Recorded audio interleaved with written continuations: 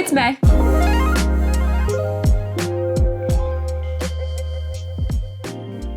Hey guys, welcome back. The May picks are here for Book of the Month. It's kind of weird because I feel like I just looked at the April picks. I feel like I am not done with April, but we're in May, so it's all good. Let's see what May has in store for us. So for May, we have 6 selections. So starting out, we have a sci-fi.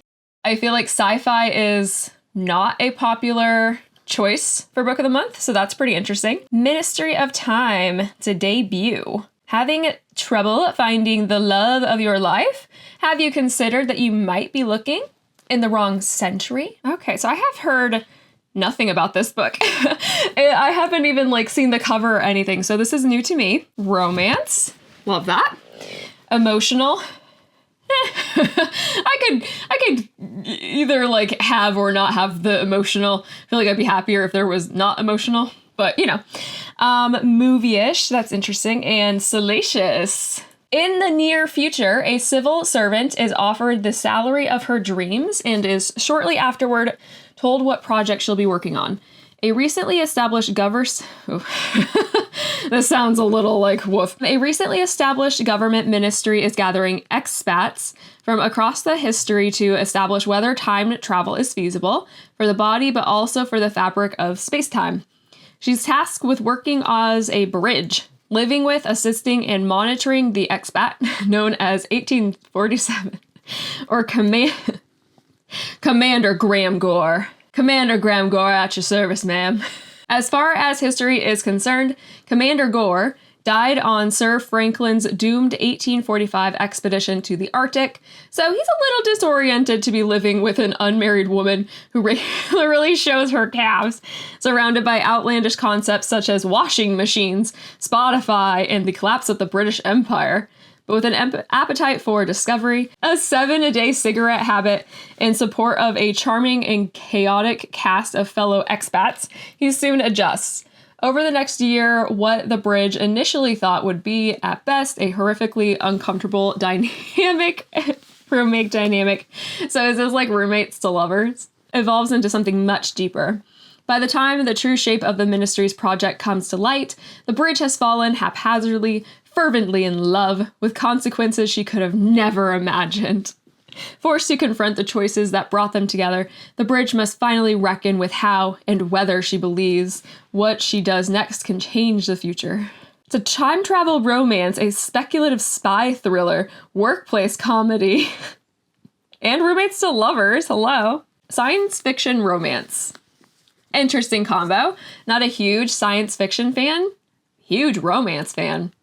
But I feel like this would be more of a rent from the library book, not a purchase book. But comes out May 7th, 354 pages. Nice and basic. Love that. Crime fiction. Okay, so this cover looks like a romance book cover.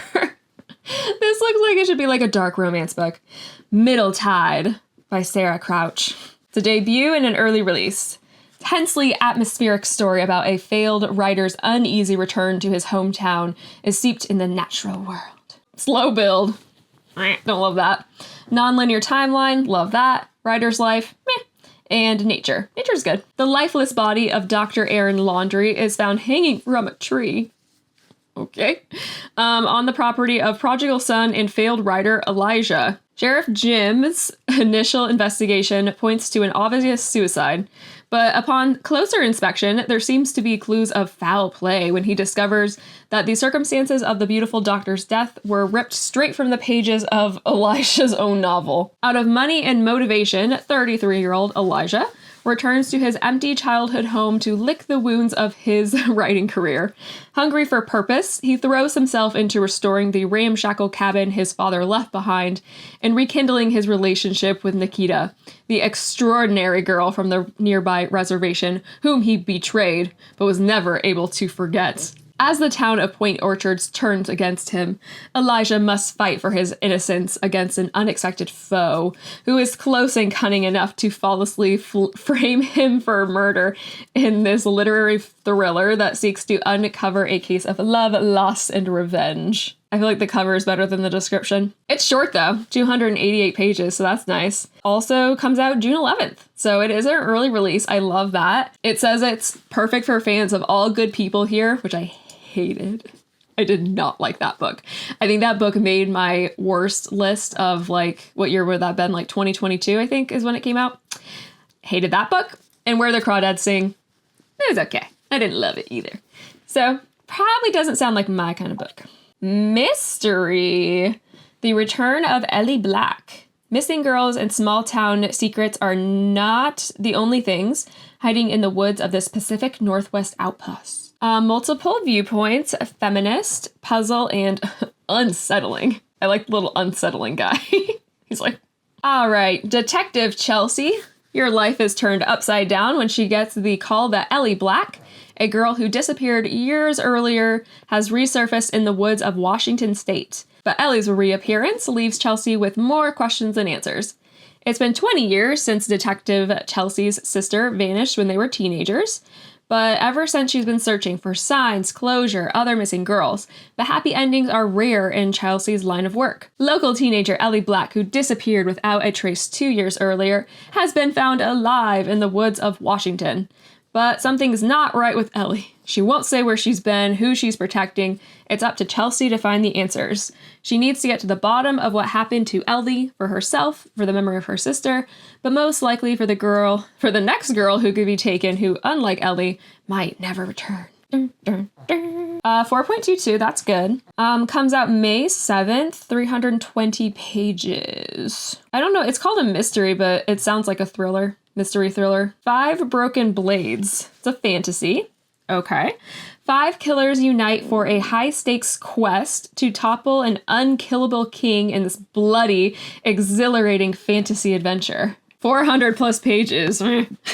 Multiple viewpoints, LGBTQ plus themes, and first in a series. Not really in a point where I am looking to start any new series right now, unless the premise sounds particularly amazing. It's the season for treason. The king of Yizon must die. The 5 most dangerous liars in the land have been mysteriously summoned to work together for a single objective: kill the God King June. He has it coming. Under his merciless immortal hand, the nobles flourish, while the poor and innocent are imprisoned, ruined, or sold. But now each of the 5 blades will come for him. Each has tasted bitterness. From the hired man seeking atonement, a lovely assassin who seeks freedom, or even the prince banished for his cruel crimes. None can resist the sweet, icy allure of vengeance. They can agree on murder and treachery. But for these 5 killers, each versed in deception, lies, and betrayal, it's not enough to forge an alliance. To survive, they'll have to find a way to trust each other, but only one can take the crown. Let the best liar win. 4.36, so that's good. 512 pages. Not terrible, but definitely over 400. It's interesting because the Goodreads picture has stenciled edges. Is the actual book going to be like sort of like a special edition? Now I'm curious. Ooh. Holy cow. That's pretty. I mean, honestly, if I were getting this book through Book of the Month, I would not. I'd pay an extra couple of bucks or whatever and get the hardcover through Amazon and get the cool stenciled edges, honestly. Again, I'm not looking to start a new series. I'm not, especially when it's like Broken Blades #1. All right, well, how many are going to be in this series? Because I don't know how dedicated I'm willing to be. All right, what you got? What you got? What's next? A romance, Christina Lauren, The Paradise Problem. Money makes people do strange things. For example, get married for a mega inheritance and then actually fall in love. Just terrible. I got this wonderful inheritance and I also fell in love. It's just awful. This is multiple viewpoints. It's salacious, glamorous, and fake dating. Anna thought she was marrying Liam West Weston for access to subsidized family housing while at UCLA. She also thought she signed divorce papers when the graduation caps were tossed, and they both went on their merry ways. 3 years later, Anna is a starving artist living paycheck to paycheck, while West is a Stanford professor Professor. He may be one of the 4 heirs to the Weston foods conglomerate, but he has little interest in working for the heartless corporation his family built from the ground up. He's interested, however, in his $1 million inheritance. No, I won't work for that horrible company that makes lots of money, but yes, I'll take the money from the company, thank you. Due to an acquainted clause in his grandfather's will, Liam won't see a penny until he's been happily married for 5 years. Just when Liam thinks he's in the home stretch, pressure mounts from his family to see this mysterious spouse, and he has no choice but to turn to the one person he's afraid to introduce to his 1%er parents, his unpolished, not-so-ex-wife. But in the presence of his family, Liam's fears quickly shift from whether the feisty, foul-mouthed, paint-splattered Anna can play the part to whether the toxic world of wealth will corrupt someone as pure of heart as his surprisingly grounded and loyal wife. How is she surprisingly grounded? She's been living as a starving artist for the last 3 years. Well, you're not. Of course she's grounded. She doesn't have anything. William will have to ask himself if the price tag on his flimsy cover story is worth losing the true love that sprouted from a lie. No offense if you think this looks fun, but I don't know. Something about Christina Lauren's books for me, they either sound really, really cute and really fun, or I'm like, oh, that sounds stupid. 4.29, so it's doing pretty well. 352 pages, coming out May 14th. All right. Last one is a literary fiction. Real Americans. That's a cool cover. Repeat author. Epic and immersive, this big-hearted family saga tackles important questions of inheritance, destiny, and forgiveness. 400 plus pages. Family drama, multiple viewpoints and non-linear timeline.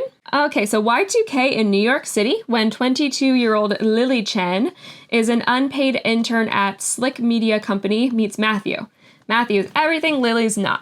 Easygoing, effortlessly attractive, a native East Coaster, and most notably, an heir to a vast pharmaceutical empire. Him and Wes from our last story could be friends. Lily couldn't be more different.